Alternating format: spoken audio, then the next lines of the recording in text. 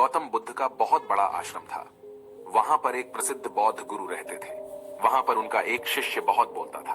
वह हर समय इधर उधर की बातें करता था। जब वह दान लेने के लिए जाता तो हर घर से एक नई कहानी लेकर आता और आश्रम के दूसरे शिष्यों को सुनाता था। एक शिष्य की दूसरे से बुराई करता, चुगली करता और दूसरों के सामने अच्छा बनने का प्रयास करता। खुद के मुंह से ही खुद की तारीफ करता रहता और हमेशा ही खुद को गुरु के सामने सबसे बुद्धिमान और उत्तम साबित करने का प्रयास करता। वह खुद को सभी शिष्यों से अलग और श्रेष्ठ मानता था। उसका कहना था कि मैं एक अमीर घर का बालक हूं। अगर मैं चाहता तो एक आरामदायक और सुविधाओं से भरा जीवन जी सकता था, लेकिन मैं वह सब छोड़कर यहाँ आ गया क्योंकि मुझे सत्य की खोज करनी है, खुद को जानना है, जीवन को जानना है। इसीलिए मेरा त्याग तुम सबसे बड़ा है। एक दिन गुरु ने आश्रम के सभी शिष्यों को बुलाकर कहा, आप सभी को अगले 1 महीने के लिए कोई ना कोई संकल्प लेना है। इससे आपकी संकल्प शक्ति मजबूत होगी और आप में आत्मशक्ति का संचार होगा। आप सभी अपने सामर्थ्य के अनुसार कोई भी संकल्प ले सकते हैं और यदि 1 महीने से पूर्व आप में से जिसका भी संकल्प टूट जाएगा तो वह अपनी पुरानी दिनचर्या में वापस आ जाएंगे। सभी शिष्यों ने अपनी शक्ति के अनुसार छोटे बड़े संकल्प लिए और गुरु को अपने अपने संकल्प के बारे में बताकर वहां से चले गए। लेकिन वह शिष्य जो खुद को सबसे अलग और बड़ा दिखाना चाहता था, वह सीधे गुरु की कुटिया में पहुंच गया और बोला, मैं कोई छोटा मोटा संकल्प नहीं लेना चाहता, बल्कि खुद की ही जैसे एक बड़ा और महान संकल्प लेना चाहता हूं। कृपया आप ही बताएं क्या संकल्प लेना चाहिए। उसकी यह बात सुनकर गुरु मुस्कुराए और बोले, क्या तुम मेरे द्वारा दिए गए संकल्प को पूरा कर पाओगे? क्या तुम्हारे लिए उसे पूरा करना संभव होगा? शायद नहीं। वह तुम्हारे लिए संभव नहीं है। तुम उसे पूरा नहीं कर पाओगे। इसीलिए तुम खुद ही कोई संकल्प ढूंढो। शिष्य ने कहा, नहीं गुरुदेव, आप जो भी संकल्प मुझे देंगे मैं जरूर उसे पूरा करूंगा।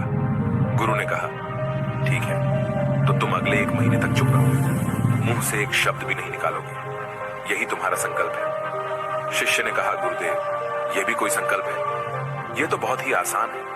1 महीने तक चुप ही रहना है।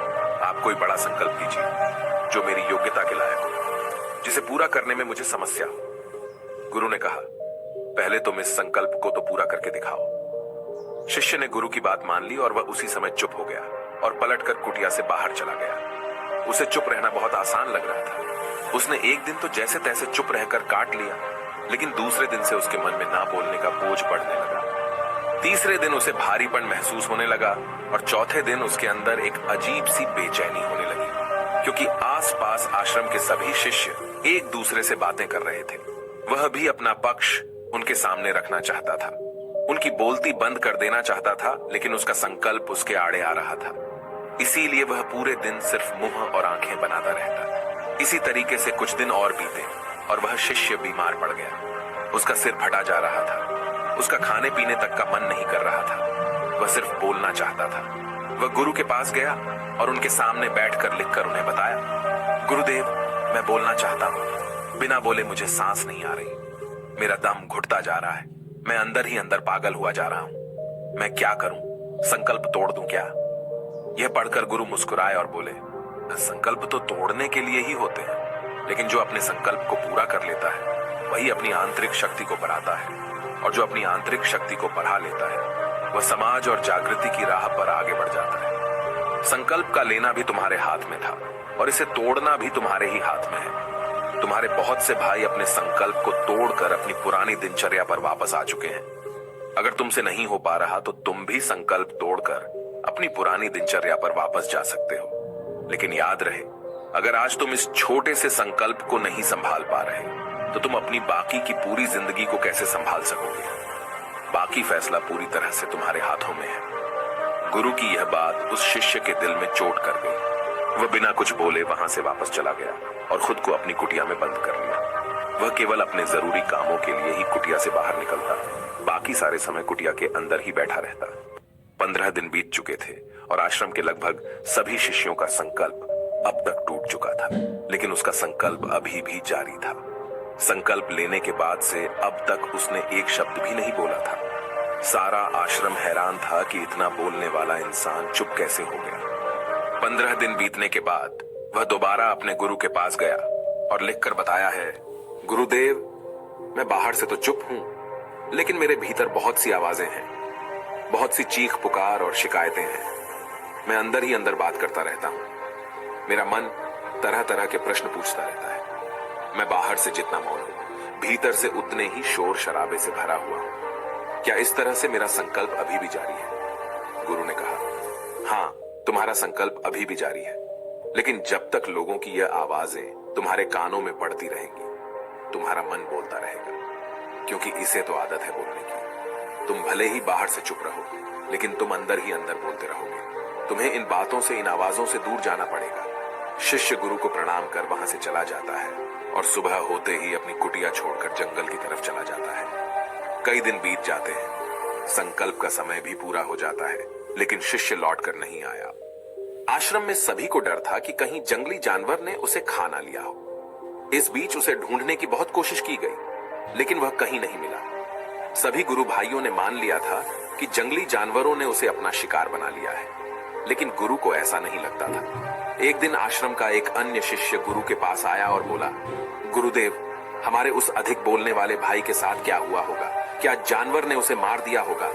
गुरु ने कहा, हो सकता है कि जानवरों ने उसे अपना शिकार बना लिया हो, लेकिन उसके न लौटने की एक दूसरी वजह भी हो सकती है। शायद उसे वह मिल गया है जिसके लिए वह गया था। फिर शिष्य ने पूछा, गुरुदेव, क्या ज्यादा बोलना इतना हानिकारक होता है? गुरु ने कहा, इंसान के जीवन के बहुत सारे दुखों में से एक दुख यह भी है कि वह कभी चुप नहीं रह सकता, हमेशा कुछ ना कुछ बोलता ही रहता है। सिर्फ हमारे बोलने के कारण हमारे आधे से ज्यादा दुख पैदा होते हैं। परिवार के अधिकतर झगड़ों की वजह हमारा बेमतलब बोलना ही होता है। हम में से कोई भी चुप नहीं रहना चाहता। हम बस सामने वाले को सुना देना चाहते हैं। जो भी हमारे मन में है सब निकालकर उसके मन में बैठा देना चाहते हैं। उसे समझा देना चाहते हैं कि देख, तू गलत है और मैं सही। और इस तरीके से सब एक दूसरे की सड़ी गली बातों को ग्रहण कर रहे हैं। इस तरीके से सुनने और सुनाने का यह काम जिंदगी भर चलता रहता है। लेकिन इस नासमझी में हम अपना समय, अपना जीवन, अपनी समझ और सबसे महत्वपूर्ण व कीमती पल जो जिए जा सकते हैं, जिनको अनुभव किया जा सकता है, जिनमें आनंद को प्राप्त किया जा सकता है, यह सब खो देते हैं। लेकिन इसके बदले हमें मिलता क्या है? कुछ नहीं, सब व्यर्थ और बर्बाद हो जाता है। इस पागलपन में हमने क्या खो दिया, इसका एहसास केवल कुछ ही लोगों को हो पाता है। बाकी लोग जैसे उन्हें अपने आने का पता नहीं, वैसे ही उन्हें अपने जाने का भी पता नहीं चल पाता। शिष्य ने कहा, तो फिर इसका समाधान क्या है? गुरु ने कहा, पूरी जागरूकता के साथ अपने विचारों को देखना यही एकमात्र तरीका है। सारी मानसिक समस्याओं का वर्तमान में रहकर चिंतन करना, पूरी जागरूकता के साथ अपना काम करना जिंदगी में चमत्कारिक बदलाव ला देता है। उसके बाद वह शिष्य गुरु से अपने प्रश्नों का उत्तर पाकर उनको प्रणाम करके वहां से चला गया। उस शिष्य को आश्रम छोड़कर गए हुए 3 महीने का समय बीत चुका था, लेकिन उसकी कोई खबर न थी। अब तक तो सभी गुरु भाइयों ने भी उसके वापस लौटने की उम्मीद छोड़ दी थी, लेकिन एक दिन वह आश्रम लौट आता है। उसे देखकर सभी के आश्चर्य और खुशी का ठिकाना न रहा। लेकिन अब वह नहीं था जो यहां से गया था, वह कुछ और ही बनकर वापस आया था। उसके अंदर एक गजब का बदलाव महसूस किया जा सकता था। उसके चेहरे पर एक गजब का ठहराव और आंखों में बनी शांति थी। आश्रम में आते ही सभी गुरु भाइयों ने उसे चारों तरफ से घेर लिया और बातें करने लग गए। वह भी अपने गुरु भाइयों से बातें करने लगा। उससे बात करने वाले सभी ने यह अनुभव किया कि अब वह पहले जैसा उतावला और बातूनी नहीं रह गया था। उसके मुंह से एक एक शब्द बहुत ही सुलझे हुए और मधुरता के साथ निकल रहे थे। थोड़ी देर तक गुरु भाइयों से बात करने के बाद वह सीधा गुरु की तरफ चला गया। उसने गुरु के चरण छुए और कहा, गुरुदेव, क्या मैं अब भी मौन हूं? क्या अब भी मेरा संकल्प जारी है? गुरु ने कुछ देर तक शिष्य की आंखों में बड़े ध्यान से देखा और कहा, हाँ, तुम अब भी मौन हो। तुम्हारे मुंह से एक भी शब्द निकल नहीं रहा और तुम्हारा संकल्प अभी भी जारी है। शिष्य ने कहा, गुरुदेव, जब मैं आश्रम से गया तो मैं मुंह से तो चुप था, लेकिन मेरे अंदर बहुत सी आवाजें थी। मन में बहुत से प्रश्न थे और वह बंद नहीं हो रहे थे, तो मैं जंगल में चला गया, इस उम्मीद से कि वहां मुझे शांति मिलेगी और मेरे मन की बकबक कम हो जाएगी। लेकिन मैं जितना एकांत में जाता गया, मेरे अंदर की आवाज उतनी ही तेज होती गई। मेरे भीतर की पुरानी से पुरानी आवाज मुझे सुनाई देने लगी। तब जाकर मैंने महसूस किया कि मैं कितना गलत कर रहा था। जब मैं अपने परिवार वालों, दोस्तों को और गुरु भाइयों को बुरा भला कहता था तो उस समय मुझे लगता था कि मैं सही कह रहा हूं। जब मैं गुरु भाइयों की एक दूसरे से चुगली करता था और उनका मजाक बनाता तब भी मुझे यही लगता था कि मैं उनसे बेहतर हूं और मैं सही कर रहा हूं। लेकिन उस दिन मैंने पहली बार महसूस किया कि मैं कितना गलत बोलता था।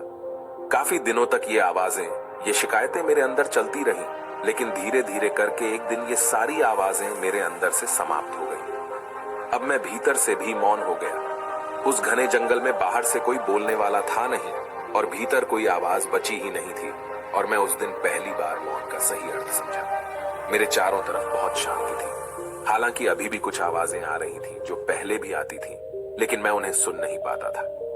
पर अब वह सभी आवाजें मुझे स्पष्ट रूप से सुनाई दे रही थी। हवा के चलने की आवाज, चिड़ियों के चहकने की आवाज और पानी के बहने की आवाज, ये सभी आवाजें मैंने पहली बार पूरे होशपूर्वक सुनी। अपने चारों तरफ इतनी शांति मैंने पहले कभी महसूस नहीं की थी। तो इस शांति को भंग करने के लिए मैंने पहली बार अपने मुंह से कोई शब्द निकाला। मैं चिल्लाया, हे ईश्वर, ये कैसी शांति है? सभी कुछ इतना शांत क्यों है? ऐसा क्या हो गया? लेकिन मेरे चिल्लाने के बाद भी शांति भंग नहीं हुई। सब कुछ पहले जितना ही शांत था, बाहर भी और भीतर भी। हे गुरुदेव, मैंने अपने गुरु भाइयों से बात की, मैंने आपसे बात की। मैं बोल रहा हूं, मैं चल रहा हूं, मैं सब कुछ देख रहा हूं, लेकिन मैं अपने भीतर एकदम एकांत में हूं, मौन में हूं, भीड़ में होता हूं, तब भी भीतर से अकेला एकांत में होता हूं। जब मैं खुद में भी शोर करना चाहता हूं, तब भी एकांत में ही होता हूं। अब सब दिखाई पड़ने लगा है, सब सुनाई पड़ने लगा है। गुरु ने कहा, जब तक हम बाहर की तरफ बोलते रहेंगे, भीतर अशांति ही रहेगी। लेकिन जिस दिन हम भीतर की तरफ मुड़ जाएंगे, तब हमारे मुंह से कुछ भी निकलेगा, हम शांत ही रहेंगे। दुनिया में जितनी भी बुराइयां हैं, ज्यादातर हमारे बोलने से ही उत्पन्न होती है, क्योंकि हम चुप रहना नहीं चाहते। हम जितनी जरूरत है उससे कहीं ज्यादा बोलते हैं, उससे कहीं ज्यादा बोलते हैं। हम सामने वाले को सुनना नहीं चाहते, बल्कि उसकी बोलती बंद कर देना चाहते हैं। उसे समझा देना चाहते हैं कि मैं कौन हूं, मैं क्या कर सकता हूं, और यही हमारी जिंदगी का मकसद बनकर रह जाता है। हमारी सारी ऊर्जा व्यर्थ के बोलने में बर्बाद होती रहती है। ऐसे ही समाज में लोगों का जीवन दुखों से भर जाता है, जो हमेशा एक दूसरे को सुनाने में लगे रहते हैं। कभी एक दूसरे को सुनना नहीं चाहते, समझना नहीं चाहते, और चुप रहना तो उन्होंने कभी सीखा ही नहीं, क्योंकि चुप रहना उन्हें छोटा महसूस करवाता है। दुनिया की सभी लड़ाइयों का कारण हमारा बोलना ही है। इसलिए हमें सिर्फ उतना ही बोलना चाहिए जितना जरूरी हो, क्योंकि व्यर्थ का बोलना ऊर्जा को नष्ट करना है, और यह बोलना ही हमें कभी अपने भीतर की ओर लौटने नहीं देता, क्योंकि यह हमें बाहर की ओर